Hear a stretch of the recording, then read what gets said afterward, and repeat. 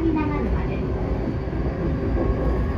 The next station is 稲城長沼 JN18。停車立川行きに乗り換えができます。この先、この電車の止まらない南多摩、西区、八尾、矢川、西国立の各駅おいでのお客様は、向かい側3番線停車中、各駅停車立川行きにお乗り換えください。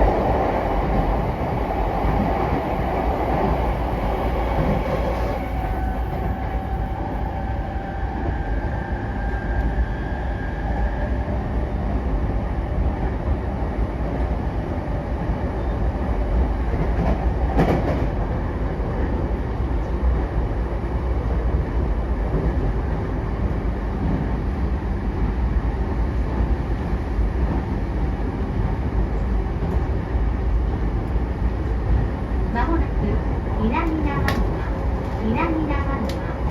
お出口は右側です。南多摩へおいでのお客様はお乗り換えです。稲城長沼の次は府中本町を降ります。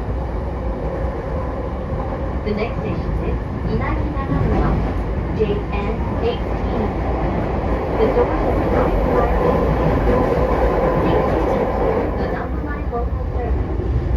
The path after 稲城長沼